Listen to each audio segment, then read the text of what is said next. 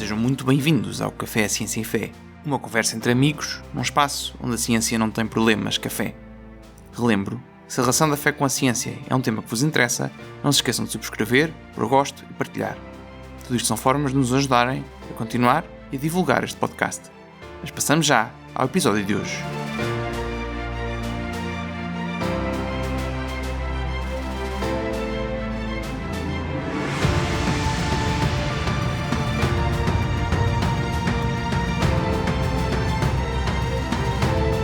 Estou a tentar evitar que alguém diga a coisa realmente tola que as pessoas costumam dizer sobre ele. Estou pronto a aceitar Jesus como um grande professor de moral, mas não aceito a sua afirmação de ser Deus. Mas isto é uma coisa que não devemos dizer. Um homem que fosse apenas um homem e dissesse o tipo de coisas que Jesus disse, não seria um grande professor de moral. Seria um lunático, no mesmo nível do homem que diz ser um ovo escalfado. Ou seria o diabo do inferno. Há que escolher. Ou este homem era e é o Filho de Deus, ou então um louco, ou algo pior. Pode-se calá-lo como se fosse um tolo. Pode-se cuspir nele e matá-lo, como se fosse um demónio. Ou pode-se cair a seus pés e chamá-lo de Senhor e Deus. Mas deixemos esse absurdo paternalista de ele ser um grande professor humano. Ele não nos deixou essa opção, não teve essa intenção. Bem, Bernardo, estamos aqui a citar uma das obras, uma das obras mais influentes no ramo da apologética aqui no século XX, não é? Pelo menos a um nível mais popular, não é? Que é o Mere Christianity, portanto, o mero cristianismo do conhecido autor britânico C.S. Lewis, não é? E esta citação que aqui temos, por um lado, mostra um dilema conhecidíssimo, não é? O chamado trilema de Lewis, que já iremos comentar, não é? E por outro, estamos aqui a introduzir um tema que já tínhamos prometido há mais de um ano, não é? Quando começámos este podcast, fizemos uma série sobre a historicidade dos Evangelhos e prometemos na altura falar sobre os argumentos para a divindade de Cristo e a sua ressurreição, mas entretanto estivemos ocupados com outros temas. E bem-vindo, Bernardo, a este episódio. Olá, Gonçalo, sim, é verdade, né? Já lá vai um ano que nós prometemos que íamos continuar essa série sobre os Evangelhos e, bom, cá estamos, não é? Tarde, mas esperemos que ainda há tempo para falar sobre este tema. Aliás, é um tema que nós não vamos deixar de tratar ao longo destes anos, se Deus quiser, porque quer tu, quer eu, temos estado a fazer alguns investimentos, digamos assim, na nossa biblioteca de Novo Testamento, comprando alguns livros recentes muito interessantes, e por isso não nos falta material para continuar a juntar partes sobre esta questão para continuar a adicionar argumentos e detalhes a este tema, né? Já agora recomendo quem nos conhece há menos tempo e se por acaso ainda não viram esses primeiros episódios, recomendamos que vejam, não é? Porque no fundo o que nós fizemos nessas 3 primeiras partes é um episódio de 3 partes e depois há lá mais um tipo anexo sobre os Evangelhos Apócrifos, não é? Em que no fundo explicamos os argumentos para a fiabilidade histórica dos Evangelhos, não é? Porque é que eles são fidedignos. Mas depois há quem diga esta questão, não é? Há quem diga, ok, eu acredito que Jesus existe, acredito que ele era uma boa pessoa, um bom professor, mas não acredito que seja Deus, não é? Uhum. É muito comum ouvir isso, o trilema é bastante comum, Era um grande homem, um grande doutor, um tipo iluminado, mas pronto, no fundo era só isso, não é? Há muita gente a dizer isso. E este trilema de Lewis vai precisamente aqui abordar esta questão, não é? Sim. Mas depois temos aqui outros argumentos que iremos aqui falar, não é? Então, pegando um bocadinho aqui neste contexto que montámos aqui, não é? Como é que se pode responder a isto, não é? Portanto, o trilema de Lewis aparentemente diz tudo, não é? Portanto, Cristo tinha uma sabedoria tal que toda a gente o reconhece como professor, não é? Mas nós sabemos que se ele fosse boa pessoa, não é? Uma pessoa que é boa pessoa e sabe o que está a fazer, não mente e sobretudo não mente num nível Num nível colossal. Tão colossal e tão absurdo como é este, que é afirmar a sua divindade, não é? Mas é interessante porque há pessoas, há alguns académicos que nós já referimos aqui, não é? O caso do Bart Ehrman, não é? Que diz que existe uma terceira opção, uma quarta opção. Uma quarta opção. Que existe uma quarta opção para este trilema de Lewis, que é que na realidade Cristo nunca afirmou que era Deus, não é? Isso, segundo o Bart Ehrman, só aparece em São João, que é um evangelho mais tardio e portanto não é tão fidedigno, não é? E que no fundo isto terá sido um bocadinho mais depois a imaginação dos discípulos e posteriormente, não é? E da Igreja ao longo dos séculos a criar este mito de Cristo que se afirmou Deus, não é? Isto no fundo é um bocadinho o que o Bart Ehrman diz, não é? E repara a importância disso, não é? Ou seja, nós temos que perceber que a perspectiva do C.S. Lewis, e o livro que nós citamos dele é de 1952, na perspectiva do C.S. Lewis não havia dúvidas de que no Novo Testamento Jesus se apresenta como Deus, ou seja, o C.S. Lewis parte dessa perspectiva, e o trilema de Lewis assenta nessa perspectiva de que Jesus afirmou ser Deus. E é por isso que só há três opções. Se Jesus afirmou que era Deus e, no entanto, sabe que não é um mentiroso. Se ele afirmou que era Deus e no entanto, não sabe que não é, então é maluquinho, não é louco. E a terceira opção... Ele tem aquela expressão engraçadíssima, é maluquinho ao nível do homem que pensa que é um ovo escalfado. Exatamente, está perfeito. Ao nível do homem que acha que é um ovo escalfado, e agora basta trocar o ovo escalfado por qualquer outro objeto inanimado, não é? Exato. E a terceira opção é que se Jesus afirmou que era Deus e não era mentiroso, nem louco, então era mesmo Deus, não é? E a resposta do Bart Ehrman é super interessante. E outros académicos mais da linha cética, alinhados também com o Bart Ehrman, o Bart Ehrman é um académico muito bom e muito competente, mas mais no lado cético do espectro académico. Porquê é que é tão importante esta quarta opção do Bart Ehrman? É importante porque valoriza o poder do trilema de Lewis, não é? Ou seja, o Bart Ehrman não está a criticar o trilema em si, o que ele está a criticar é o pressuposto do Lewis. Ele está a criticar o pressuposto que tinha C.S. Lewis de que Jesus afirma no Novo Testamento que é Deus. Então o Bart Ehrman e outros mais céticos dizem não haveria problema nenhum no raciocínio de Lewis se Jesus tivesse afirmado que era Deus. Mas, no entanto, nós, não é? Académicos, Bart Ehrman e outros, não encontramos no Novo Testamento essas afirmações de Jesus acerca da sua divindade. E vão então criar uma corrente académica de que a divindade de Jesus não está no Novo Testamento e é adicionada posteriormente, talvez aí a partir do quarto Evangelho de São João, não é? Daí para a frente. Esta é a tese do mundo académico mais cético, não é? De que Jesus não afirmou que era Deus. É a quarta opção que vai vigorar até aos dias de hoje. Já agora, acho que é interessante ainda em relação a este argumento do Bart Ehrman. Não sei se os nossos ouvintes se lembram, mas quando nós fizemos estes episódios inicialmente, e esta estrutura que estamos a utilizar hoje ainda vai muito nessa linha, não é? Nós baseámos muito a estrutura do episódio naquele livro The Case for Jesus, do Brand Pitter. Uhum. E uma das coisas que ele diz na introdução é que foi o dar-se conta deste argumento do Bart Ehrman, que a divindade de Cristo podia não ser algo que ele tivesse afirmado historicamente, não é? Foi dar-se conta disto que lhe despertou aquela curiosidade de, ok, vou estudar mais sobre este assunto, vou tentar perceber o que é que de facto aconteceu aqui, para saber qual é que é a verdade dos factos, não é? E de facto ele começou a estudar isto e hoje em dia é um dos académicos, é um académico extraordinário nesta área e que tem um trabalho fantástico que nós recomendamos, não é? Os livros dele, e ele também tem um canal no YouTube, acho que é interessantíssimo. Mas é engraçado ver que a motivação começou aqui. Acho que é importante dizer isso. Sim, grandes académicos formam-se a partir de mentes muito curiosas, não é?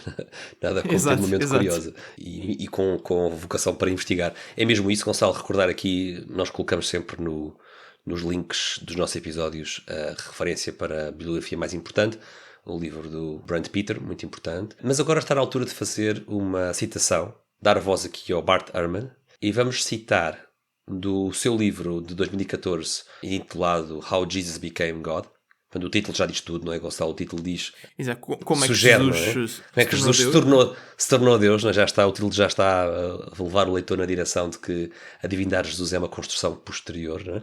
Então vamos aqui citar Bart Ehrman, este académico que representa o lado mais cético do espectro académico. Se Jesus andou pela Galileia a proclamar ser ele mesmo um ser divino enviado de Deus, poderia algo mais que ele dissesse ser tão clamorosamente importante e tirar o fôlego? E, no entanto, nenhuma dessas fontes anteriores, Mateus, Marcos e Lucas, diz tal coisa sobre ele. Terão todos eles, decidido não mencionar a única coisa mais significativa acerca de Jesus? É quase certo que as autoproclamações divinas de João, portanto, do Evangelho de São João, não são históricas, diz ele. Eu não vou já comentar isto porque temos programado dizer isto mais à frente. Ainda temos aqui outra citação antes, né? Mas é precisamente aquilo que estávamos a dizer, não é? No fundo ele está a dizer nos evangelhos mais antigos e que, portanto, que se teoriza serem mais antigos e que, portanto, em princípio seriam mais fidedignos, Jesus não diz que é Deus, não é? Menos ao argumento do Bart Ehrman, já iremos a isso, não é? E só em São João, que é mais tardio, é que diz, e, portanto, é uma invenção posterior. No fundo é o que o argumento dele é esse.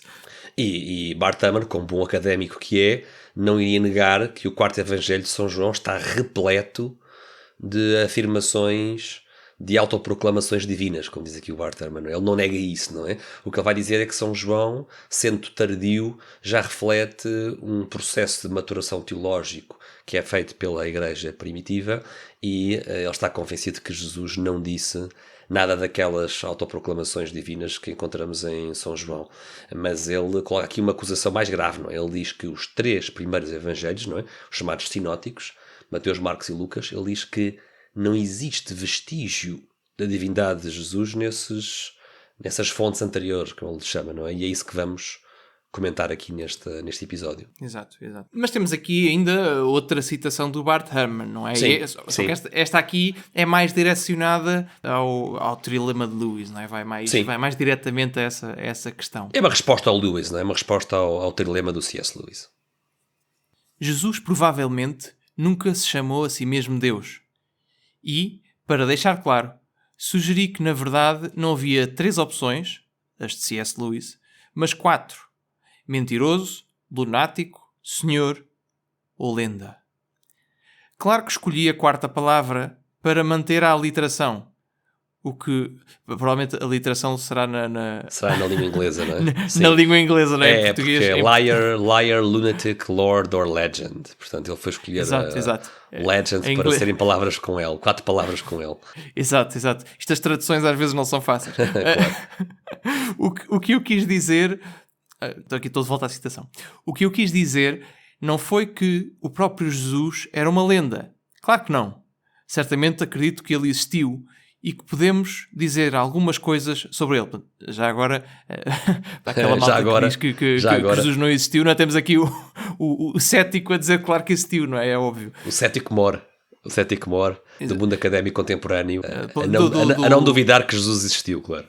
Sim, pelo menos da área do Novo Testamento, não é? Porque há outros académicos de outras áreas que não estudam isto diretamente, não é? Que não estão a falar da sua área e que podem dizer outras coisas, não é? Essa ideia, certo.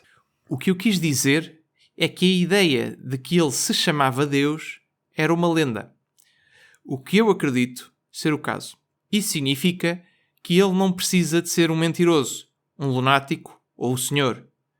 Ele poderia ser um judeu palestiniano do 1º século que tinha uma outra mensagem a proclamar, sem ser a da sua própria divindade. E portanto aqui terminamos esta outra citação do Jesus Interrupted, não é? Jesus interrompido.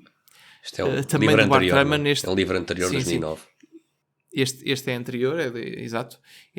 E vai também na mesma onda e neste caso diretamente a responder ao trilema de Lewis. Portanto, vimos aqui esta é a perspectiva do do Bart Ehrman não é claramente mais cética, não é? E atenção, não sei, eu acho que não estamos a dar esse tom, não é? Mas sempre dissemos, o Bart Ehrman é um académico excelente, atenção.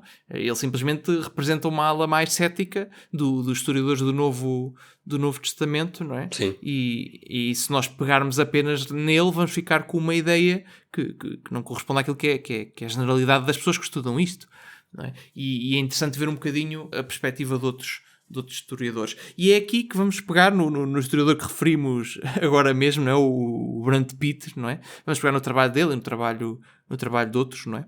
Também iremos referir quando for o caso. Que ele, no fundo, o que é que ele diz aqui em resposta ao Bart Ehrman, não é? É que, no fundo, o problema do Bart Ehrman é que é claro que, e acho que quem lê os Evangelhos nota isso, não é? É mais óbvia a proclamação de divindade de Cristo no Evangelho de São João do que nos outros. Isso é, não é? Quando é manifesto.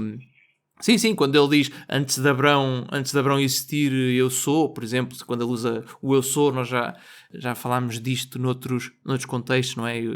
Eu sou tem a ver aqui com a revelação de Deus a Moisés no Antigo Testamento, na sarça ardente, não é? Quando Deus revela o seu nome, ele diz: quem és tu? Moisés pergunta-lhe: que nome é que eu digo tu tens para indicar àqueles a quem vou anunciar, e Deus responde-lhe: eu sou aquele que sou, ou eu sou, não é? Portanto, o nome de Deus é eu sou. E isto tem implicações filosóficas muito profundas que não iremos aqui abordar, senão o episódio já não seria sobre historicidade das Evangelhos, não é? Seria, mas é interessante que Cristo refere-se muitas vezes a ele próprio com este nome, não é?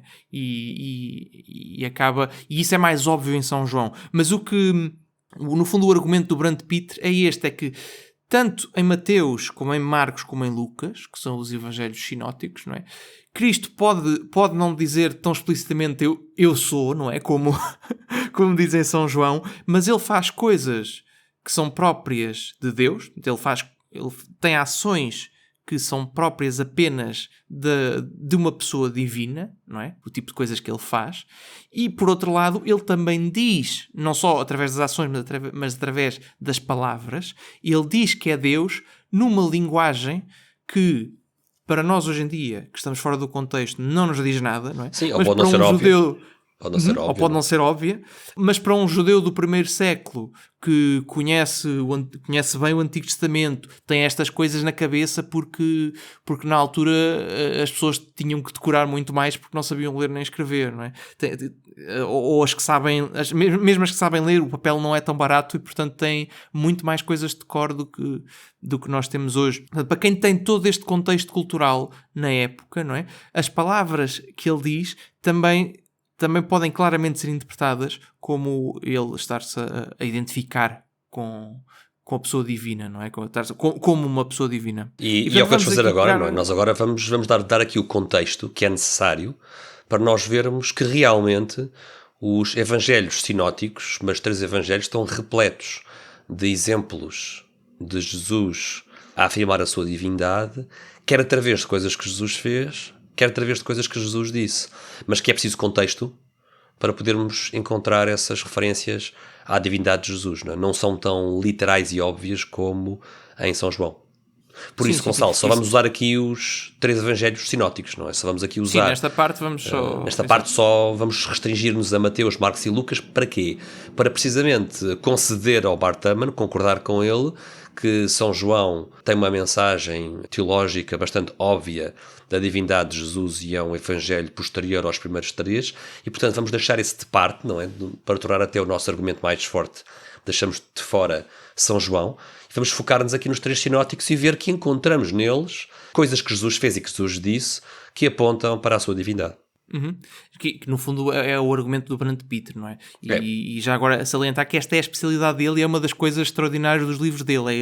Ele é especialista em explicar aquilo que Cristo faz, aquilo Cristo e outras personagens do Novo Testamento fazem, à luz daquilo que é o contexto judaico do primeiro século. Então ele coloca-nos nesse contexto e ajuda-nos a ler o que é que está ali a acontecer como as pessoas da época o fariam. E é algo extraordinário na obra deste autor e recomendamos vivamente. Sim, o Brand Peter, no fundo, tem uns olhos, traz-nos a perspectiva judaica do primeiro século para os nossos dias, não é? Ajuda-nos a ver Jesus e a sua missão, ajuda a ver-nos todos esses acontecimentos e palavras pelos olhos de um judeu palestiniano do primeiro século, e é isso que é super útil na obra do Brand Peter. Sim, porque o contexto é importantíssimo. Eu lembro-me, sei lá, por exemplo, só para termos aqui um exemplo contemporâneo, não é? Eu muitas vezes com grupos de amigos nós usamos certas expressões que são típicas dos humoristas que nós ouvíamos quando éramos miúdos e nós compreendemos uns aos outros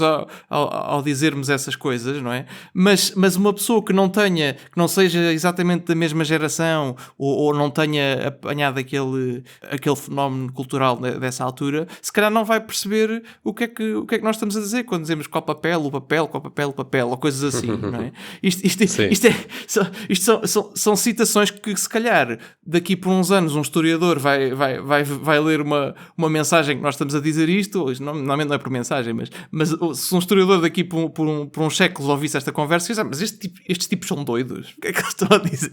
O que é que se passa aqui, não é? Mas alguém que está no contexto cultural consegue interpretar isso corretamente, não é? Mas enfim.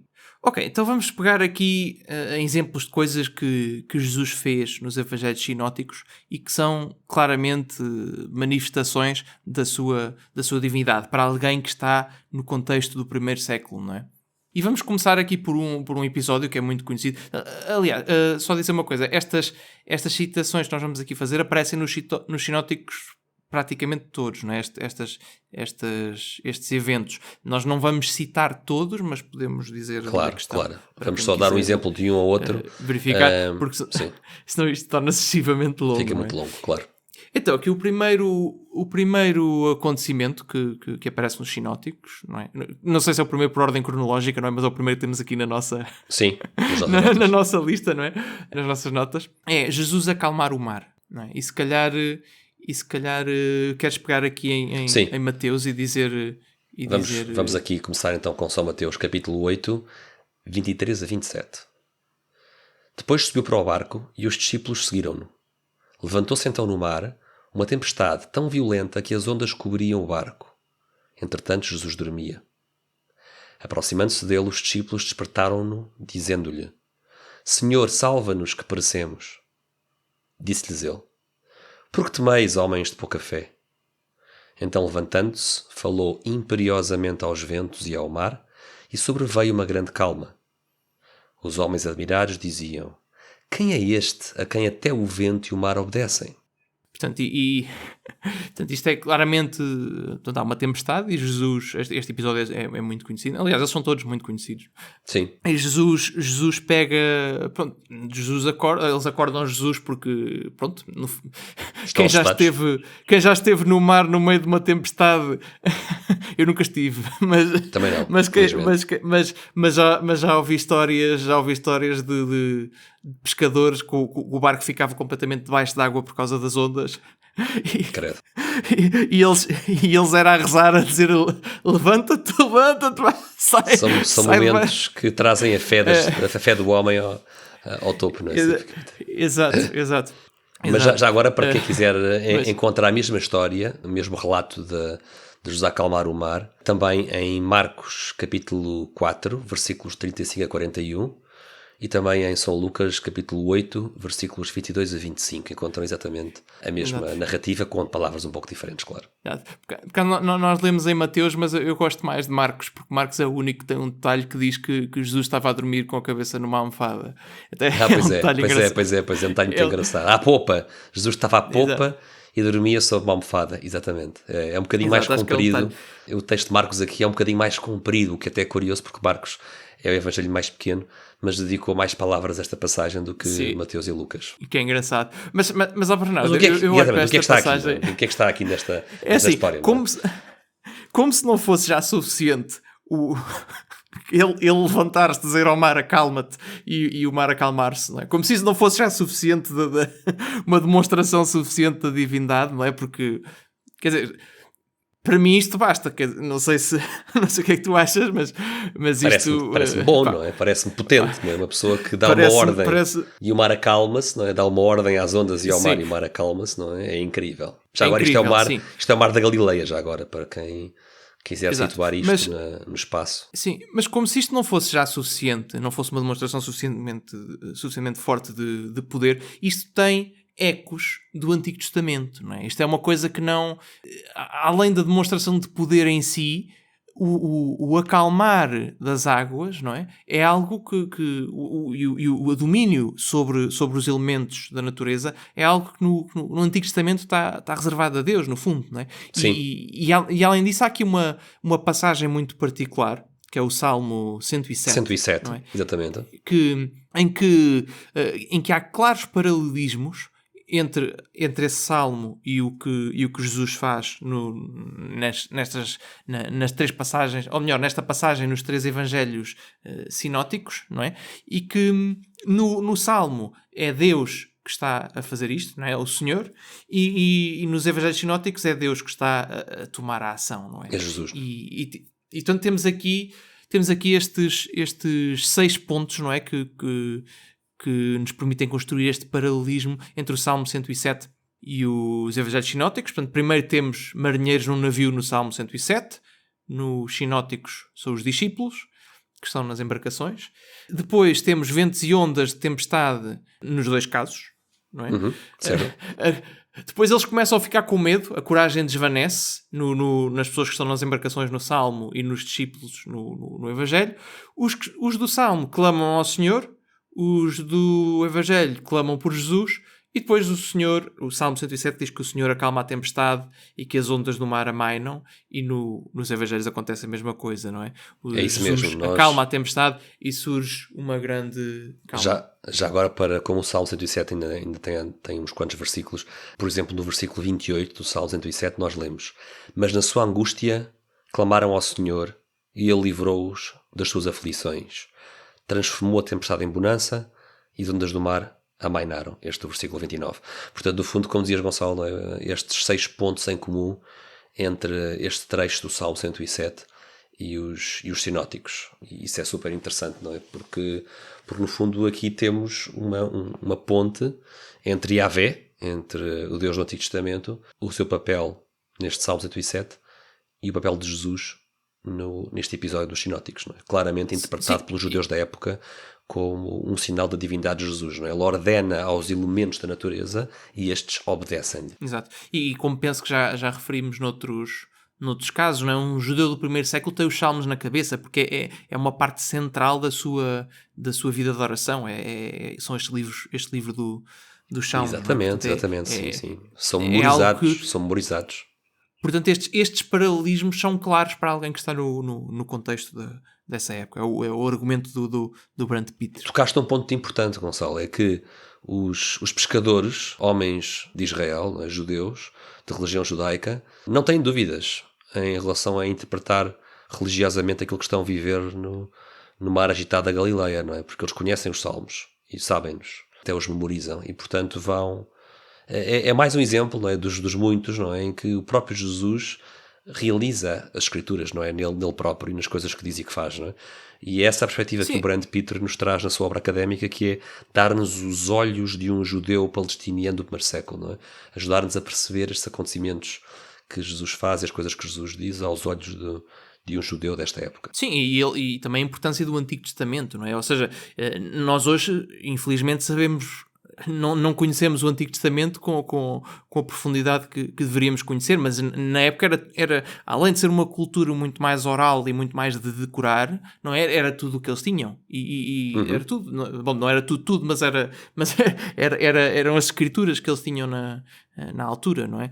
E portanto é completamente diferente. Nós hoje podemos achar como é que eles tinham os salmos na cabeça, não é? Mas temos que nos lembrar que é um contexto cultural completamente diferente. Claro, não é? claro. E se calhar aqueles de nós que viveram no início antes dos telefones terem os números, antes de terem os números gravados, não é? Se calhar ainda se lembram dos números de telefone que decoraram na altura. Eu lembro-me Hoje em de dia telefone e também de matrículas, que nunca mais... Eu só me lembro dos antigos, quando os números ainda não ficavam gravados. Agora não me lembro de nenhum. Os números que tenho agora no telefone não me lembro de nenhum. Mas quando havia essa necessidade, o cérebro humano, quando tem essa necessidade, é bem capaz de decorar coisas que nós hoje, como não somos expostos a essa necessidade, acabamos... Para nós parece-nos dificílimo, mas a verdade é que nós temos essa capacidade. Portanto, e que mais coisas é que Jesus fez que atestaram a sua divindade? Vamos aqui à próxima. Pelo menos dos exemplos que temos aqui, não é?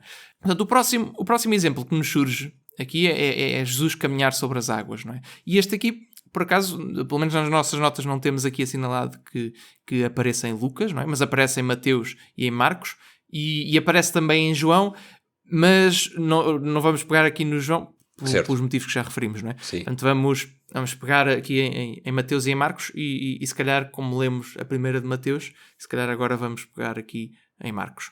Ou se calhar, Gonçalo, mantemos a mesma Mateus, não por qualquer facciosismo, mas porque a passagem de Mateus é mais detalhada, é mais comprida. Não sei o que é que achas. Sim, pode ser também, pode ser.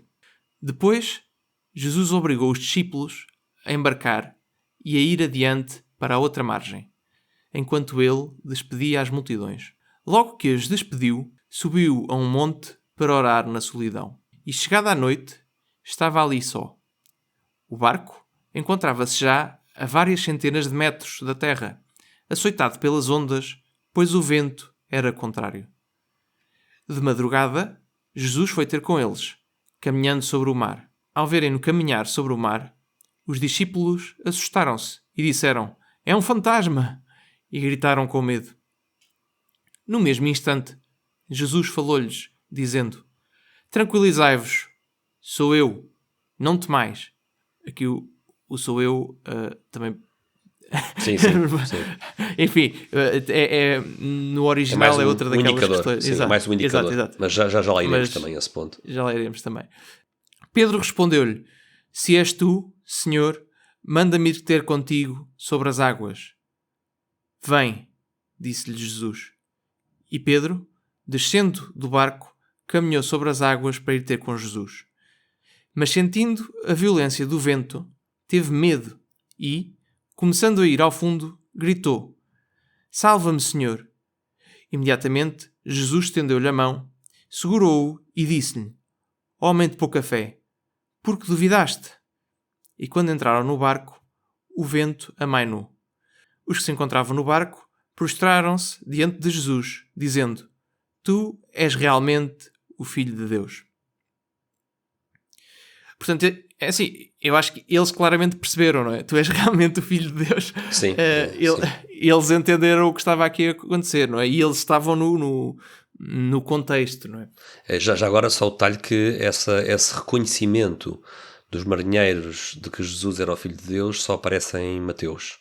Não aparece em Marcos nem em João. Mas quer dizer, só poderia ser, não é? Nem é necessário ouvir a voz dos discípulos a atestarem-no para nós percebermos que um ser humano não anda sobre as águas, não é? Águas em estado líquido certamente não anda sobre as águas, não é? Portanto, o que aconteceu foi algo de realmente sobrenatural, não é? Algo Portanto, que transcende... o domínio sobre... Claro, que transcende as capacidades do ser humano, não é? Exato. E já agora, para quem ouve esta passagem e pode pensar, ok, mas esta história pode ter sido inventada, não é? Porque realmente é extraordinário o que está aqui a ser descrito, não é? Nós aí temos pronto, já referimos os episódios que nós fizemos acerca da qualidade histórica destes textos. E convidamos os nossos ouvintes a verem e poderemos sempre fazer um remake desses episódios, não é? A dada altura. É sempre um tema interessante de se falar. Não é? Sim, e eu gostava aqui de juntar uma coisa, Gonçalo, que há aqui vários detalhes. Quando nós comparamos esta passagem, que já agora é em Mateus capítulo 14, 22 a 33, foi o que tu acabaste de ler agora. Quando nós comparamos isto com a mesma narrativa, naturalmente com palavras diferentes, que encontramos em São Marcos capítulo 6, 45 a 52, e com São João, capítulo 6, 16 a 21. Como há pouco referimos, esta passagem não está em Lucas. Eu queria destacar aqui alguns detalhes muito interessantes. Primeiro, claramente, temos aqui evidências de origens independentes desta história. Porque, por exemplo, os discípulos prostrarem-se diante de Jesus, dizendo: Tu és realmente o Filho de Deus, é uma parte que só aparece em Mateus, não aparece nas restantes. Por exemplo, um outro exemplo é: Mateus não diz a direção na qual o barco ia.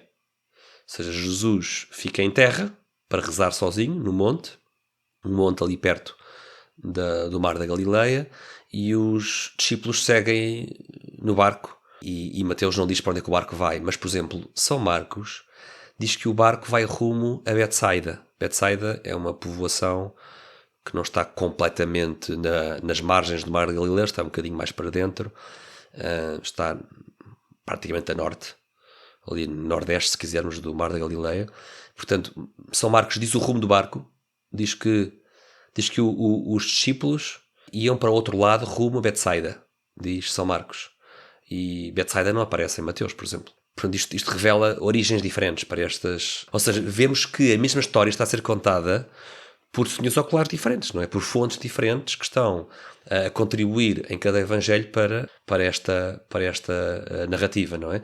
E se realmente viesse tudo do mesmo sítio, não era suposto encontrarmos estas discrepâncias no detalhe, que não inviabilizam a história, pelo contrário, tornam a história mais credível, porque são pequenos detalhes que uma narrativa tem e a outra não tem, e que se reforçam mutuamente na sua credibilidade histórica, não é? E aqui São João... copiado, tinha os detalhes todos, não é? Claro, do mais tardio teria tudo o que está no... E se formos ver São João, que é o mais tardio de todos, para além de não ter os discípulos prostrados a dizer que Jesus é o Filho de Deus, para além de não ter isso, e logo em São João, que é aquele evangelho que está repleto de passagens que reforçam a divindade de Jesus, não é? São João não sentiu a necessidade de narrar essa parte, mas mais do que isso, dá-nos um destino do barco diferente. Mas é ligeiramente diferente. Por exemplo, indo mais concretamente, o que é que diz São João no capítulo 6?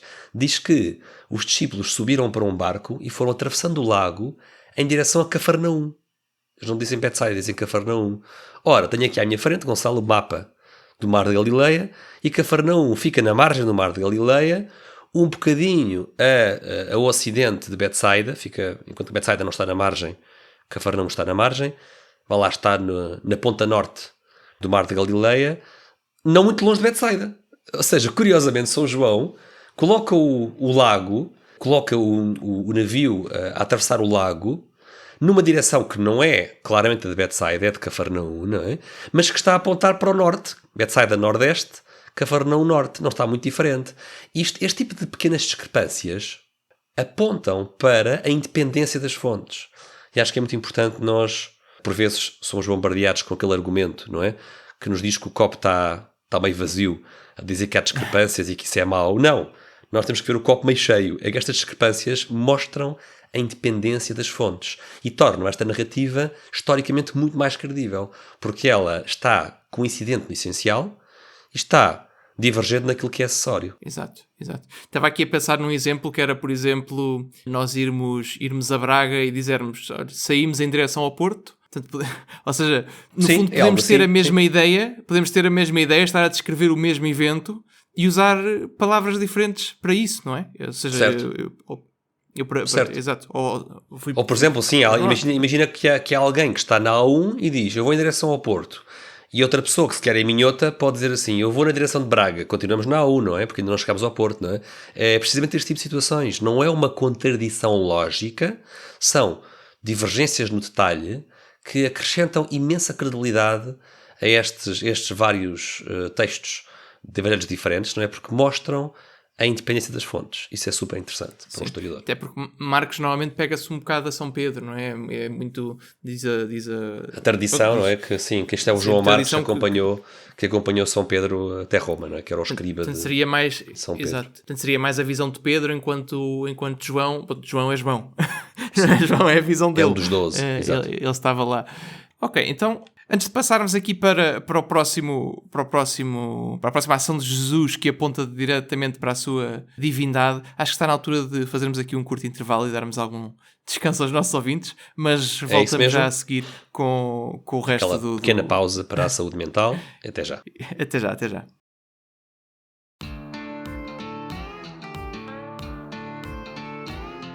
Estás farto de podcasts chatos e que te adormecem? Então prepara-te, porque estamos a preparar a melhor mistura de ciência e fé.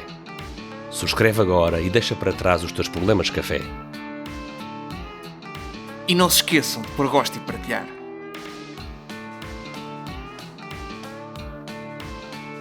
Não parecia o George Clooney, pois não?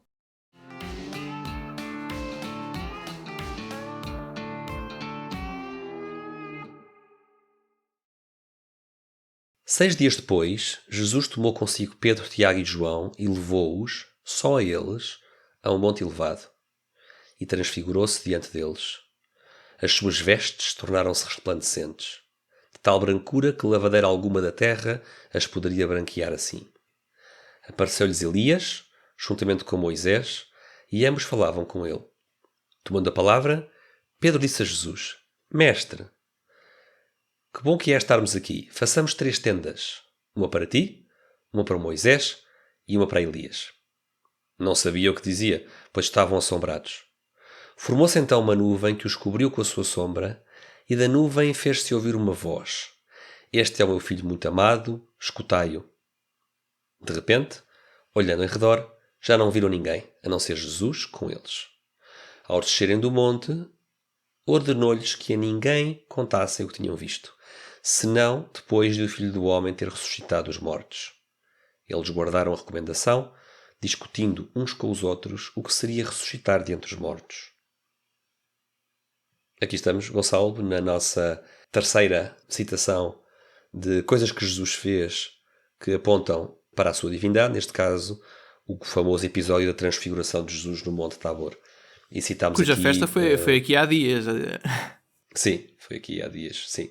E citámos aqui São Marcos, capítulo 9, versículos 2 a 10, mas já agora quem quiser ir ver as correspondentes passagens nos outros sinóticos, temos Mateus, capítulo 17, 1 a 9, mesmo no começo do capítulo 17, e temos São Lucas, no capítulo 9, 28 a 36.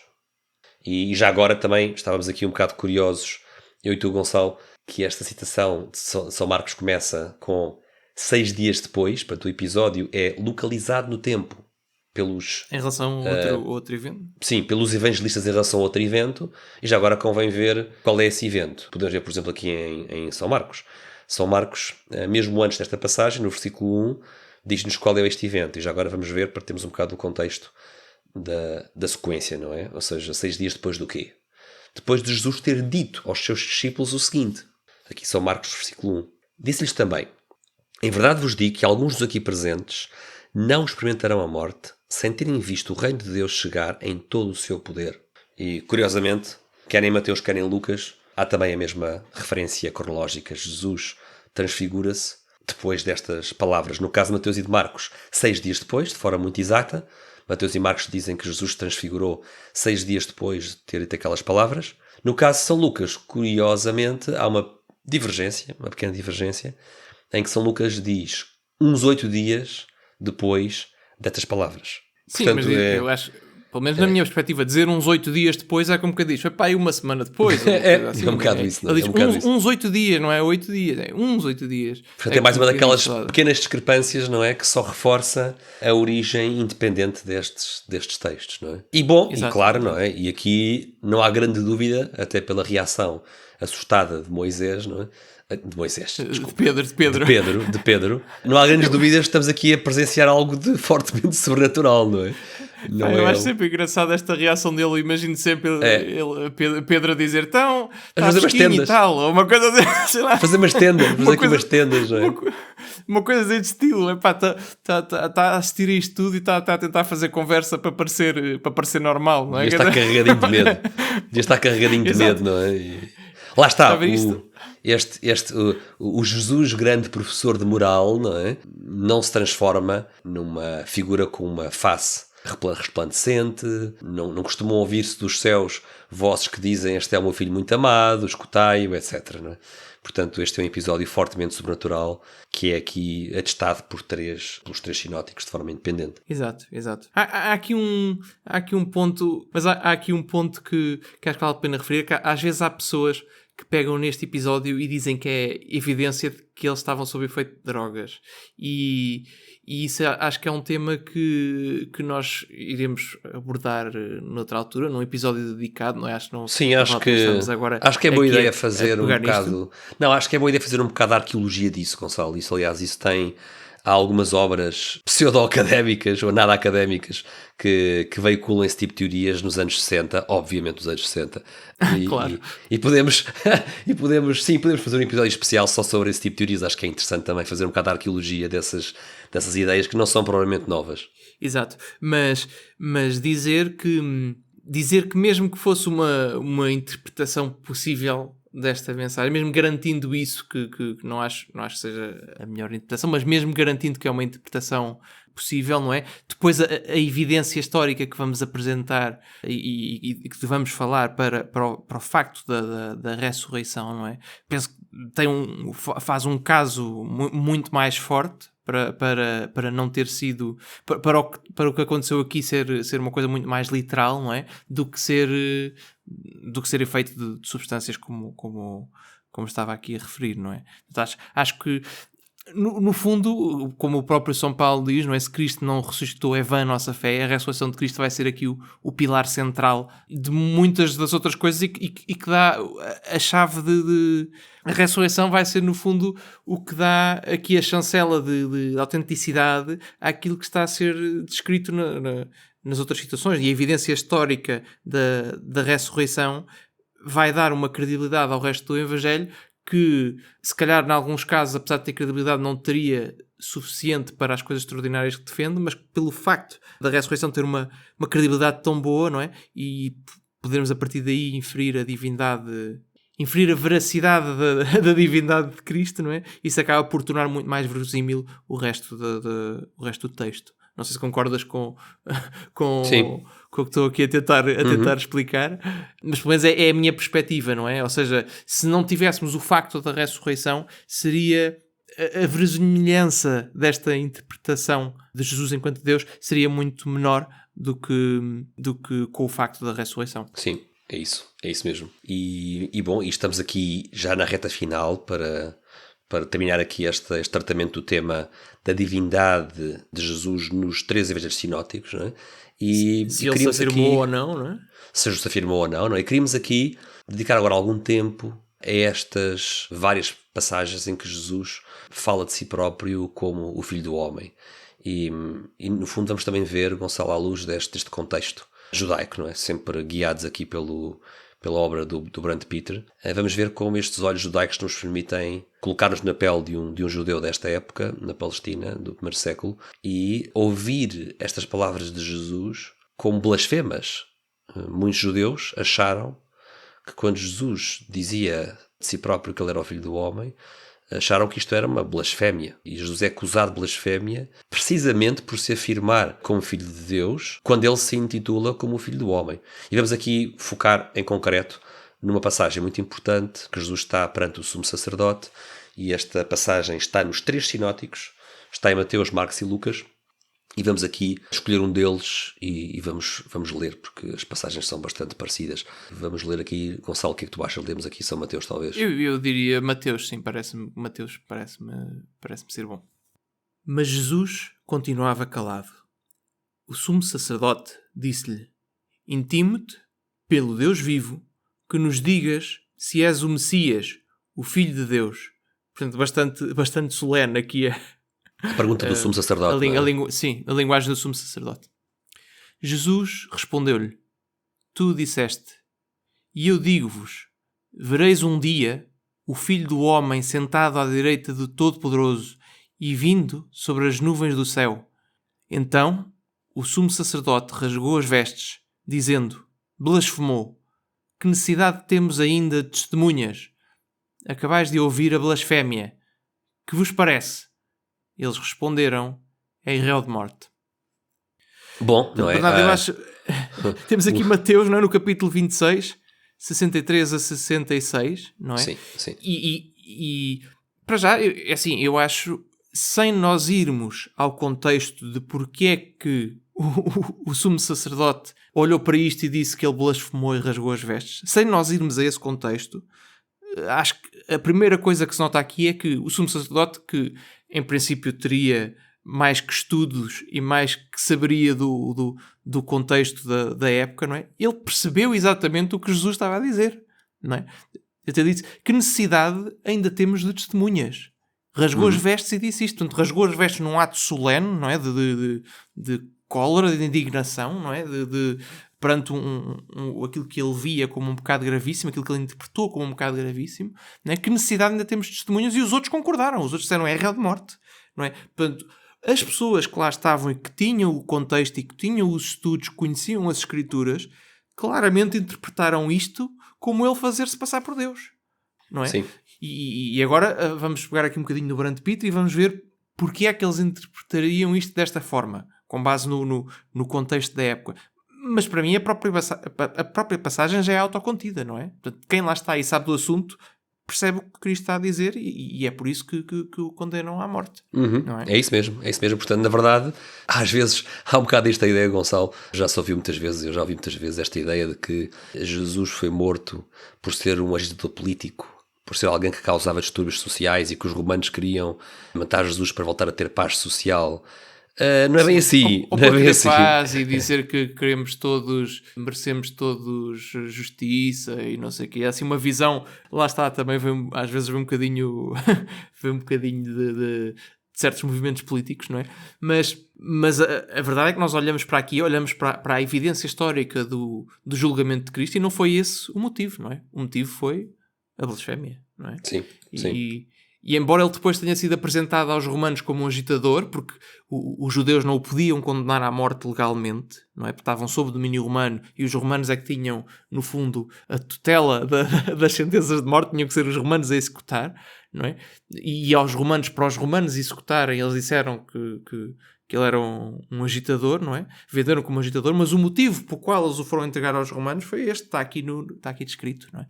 E se quisermos, até podemos aqui citar São João, que ainda é mais claro em relação ao motivo da condenação de Jesus. Já agora os judeus estão a aplicar... Embora já não seja sinótico, não é? Mas é interessante. Sim, é interessante esse detalhe. E já agora os judeus estão a aplicar a pena de morte por blasfémia tal e qual como manda o Levítico, portanto, de acordo com a lei judaica, a lei mosaica no Levítico, a pena para a blasfémia é a pena de morte. Portanto, isso está aqui, o contexto jurídico é aqui esse, não é? E vemos aqui o que é que os judeus dizem acerca de Jesus e destas palavras de Jesus sobre ele próprio. João, capítulo 10, versículo 33. Responderam-lhe os judeus: não te queremos apedrejar por qualquer obra boa, mas por uma blasfémia. É que tu, sendo um homem, a ti próprio te fazes Deus. Este é o contexto desta perseguição judaica a Jesus, não é? É que Jesus, de acordo com os judeus, sendo um homem, se faz Deus. Mas agora, Gonçalo, a pergunta que nós temos que colocar é: mas a única coisa que Jesus disse ao sumo sacerdote foi que se iria ver um dia o Filho do Homem sentado à direita de Deus Todo-Poderoso e vir sobre os números do céu, não é? Como é que isto é uma afirmação da sua divindade, Gonçalo?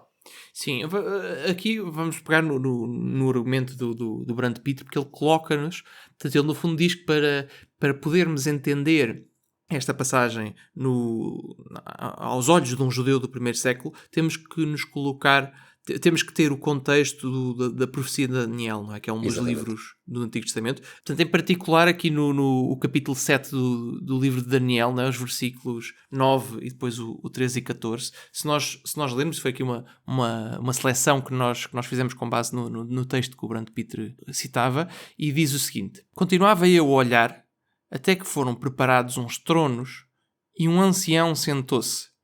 Branco como a neve era o seu vestuário. Já agora lembrar a parte da transfiguração, não é? O branco como a neve. E os cabelos da cabeça eram como de lã pura. O trono era feito de chamas, como rodas de fogo flamejante. E agora passamos para o versículo 13. Contemplando sempre a visão noturna, vi aproximar-se sobre as nuvens do céu um ser semelhante a um filho de homem, repara, esta citação, esta frase é quase exatamente igual àquilo que Jesus diz ao sumo sacerdote. Certíssimo. É. Portanto, um ser semelhante a um filho de homem avançou até ao ancião, diante do qual o conduziram. Foram-lhe dadas as soberanias, a glória e a realeza.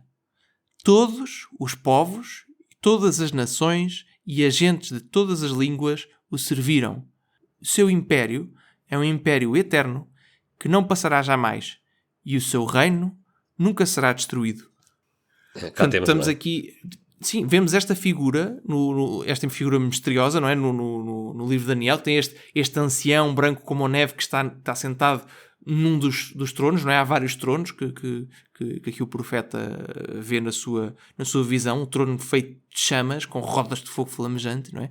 E depois aparece esta figura, um filho do homem, não é? Que se chega ao pé do ancião e todas as soberanias, glória e realeza, todos os povos e nações o servem, não é? E tem um império eterno, um império que não passará jamais. Portanto, aquilo que está a ser atribuído a este filho do homem é algo que um judeu do primeiro século interpreta isto como algo divino, não é? É algo, Sim, isto é uma figura divina para na visão do judeu do primeiro século. E dito Cristo, de outra ao maneira, citar Gonçalo, estas palavras...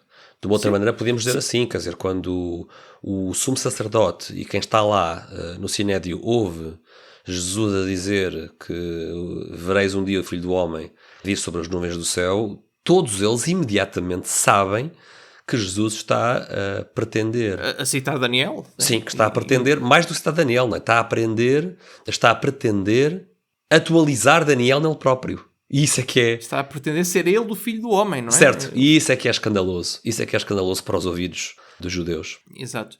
E tanto é escandaloso que o próprio sumo sacerdote entende isto, rasga as vestes e grita blasfémia, e os que estão com ele concordam. Sim, é? E depois a questão dele ser réu de morte vem do Levítico, não é? Ou seja, à luz da lei judaica não havia dúvida, não é? A blasfémia confessada, não é? Tornava a pessoa réu de morte. Sim, é que não foi só ele disse noutros sítios e depois chegou perante o sumo sacerdote e disse: não, estava a brincar. Não foi isto, não é? Eu não quis dizer isso. Não, pelo contrário, é completamente assumido. Sim, não era bem isso que eu estava a dizer, vocês estão-me a interpretar mal. Não foi isso que ele disse. Portanto, ele chega perante o sumo sacerdote e redobra, como se diz, está um bocado uma expressão inglesa, não é? O double down. Portanto, ele chega perante o sumo sacerdote e ainda insiste mais no ponto. Não é? Um bocadinho como na questão da Eucaristia no capítulo 6 do Evangelho de São João, mas não iremos aí agora, não é? Mas perante as questões que lhe são colocadas, ele ainda insiste mais no ponto difícil, não é? Ele não volta para trás, não volta atrás com a palavra. O que é absolutamente extraordinário e depois tem as consequências que tem, não é?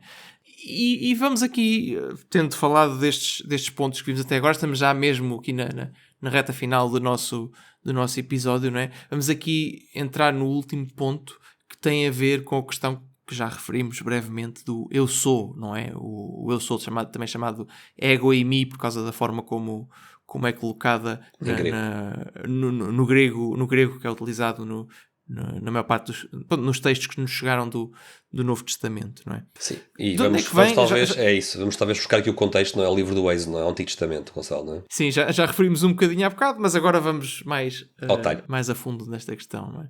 Portanto, esta questão não é inocente, não é? Esta questão do eu sou, não é inocente na medida em que não é por acaso acaso que Jesus utiliza isto, e ele utiliza esta expressão em vários sítios, não é? E os autores que temos lido, o Brant Pitre e outros chamam a atenção para a utilização desta expressão, eu sou, não é? Que pode ter vários significados, não é? Pode ser traduzido como sou eu, mas no contexto judaico do primeiro século, um dos significados mais sonantes que tem é a identificação com este episódio que vamos aqui ler, não é? Portanto, estamos no contexto do cativeiro. O cativeiro normalmente não se utiliza neste contexto, não, mas também se utiliza. O cativeiro do povo judaico no Egito, do faraó, não é? E Moisés encontra Deus na sarça ardente, não é? Encontra uma sarça que está a arder e que não se consome próximo desta altura, não é? E vai lá e tenta perceber o que acontece e tem um diálogo com Deus. E é neste contexto que este diálogo aparece. O que é que acontece neste diálogo, Bernardo? Bom, nós temos... Moisés está num momento decisivo e vai ter que regressar, vai ter que descer da montanha e regressar junto dos filhos de Israel e vai ter que responder à pergunta, não é? Ou seja, quem é esse Deus que fala contigo, não é? E então Moisés, vamos agora citar aqui do livro do Êxodo, capítulo 3, citar aqui o versículo 13 e 14. Moisés disse a Deus: Eis que eu vou ter com os filhos de Israel e lhes digo: O Deus dos vossos pais enviou-me a vós. Eles dir-me-ão: Qual é o nome dele? Que lhes direi eu? E Deus disse a Moisés: Eu sou aquele que sou.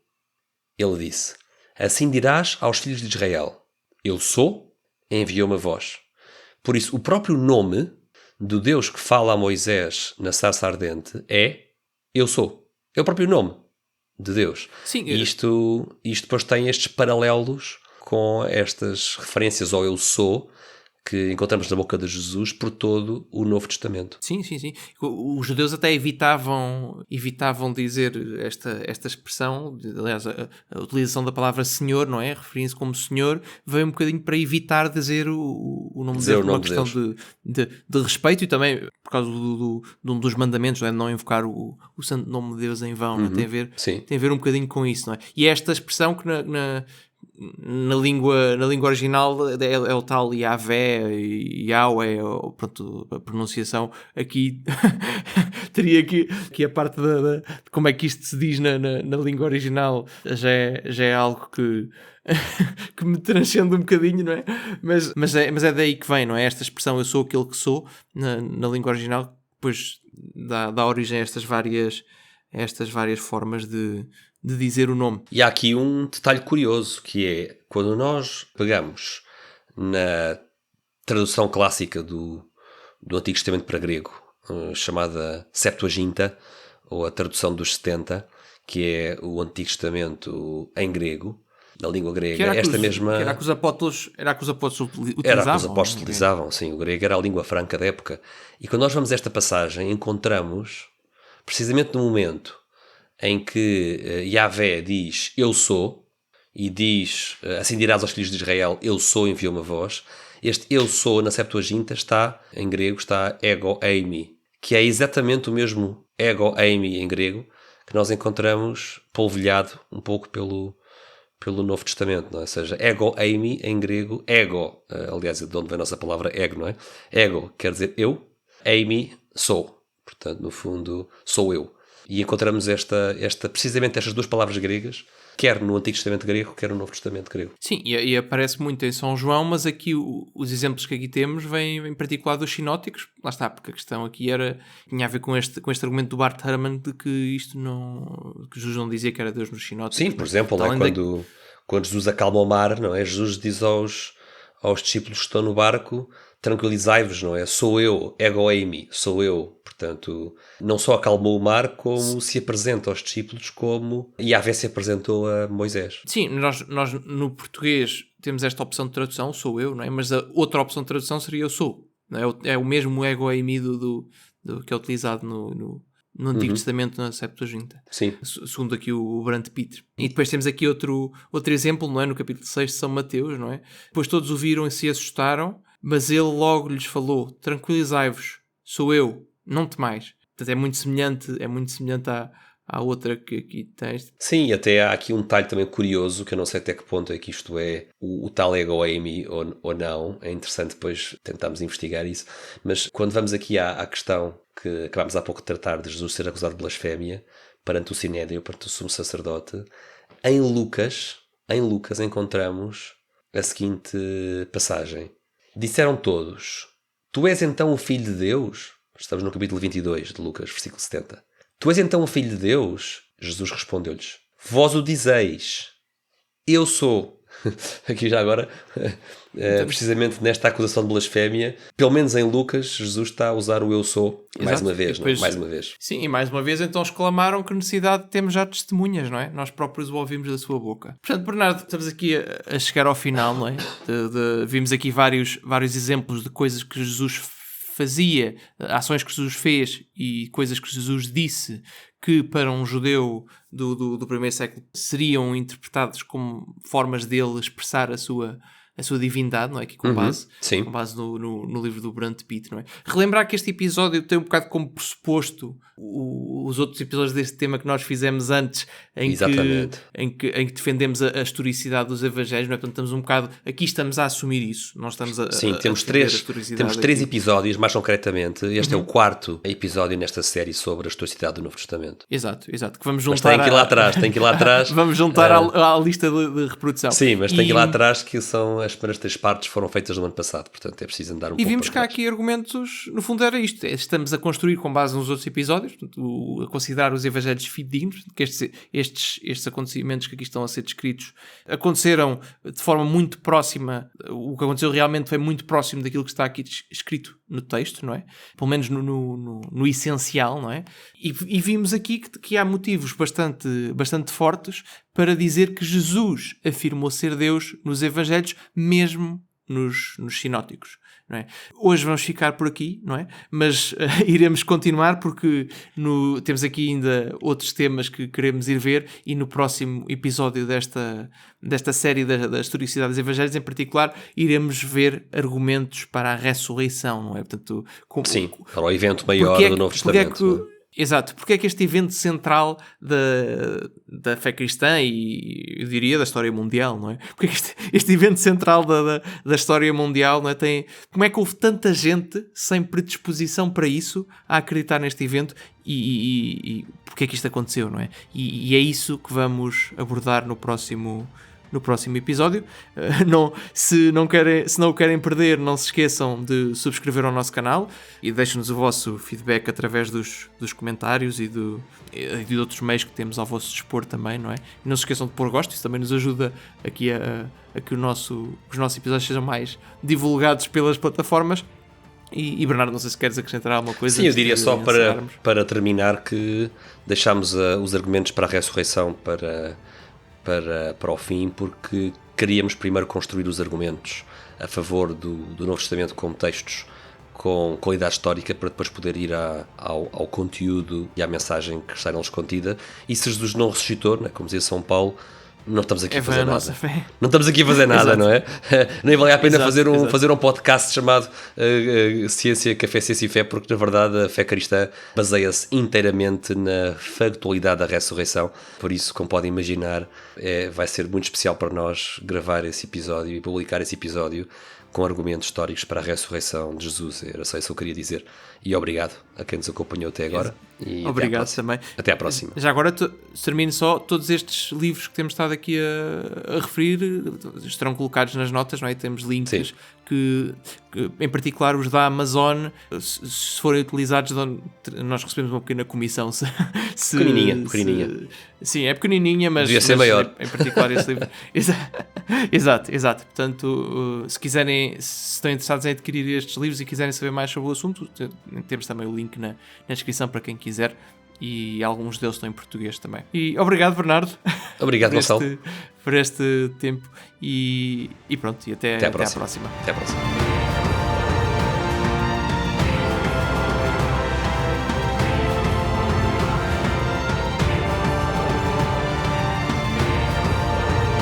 Final de mais um episódio do Café Ciência e Fé, esperemos que tenham gostado, e lembro que se a relação da ciência com a fé é um tema que vos interessa, não se esqueçam de subscrever, pôr gosto e partilhar. Tudo isto são formas de nos ajudarem a continuar e a divulgar este programa. Podem-nos deixar o vosso feedback através de comentários ou dos canais habituais, e o Café Ciência e Fé volta em breve com novos temas, sempre a mostrar a harmonia entre a fé e a razão.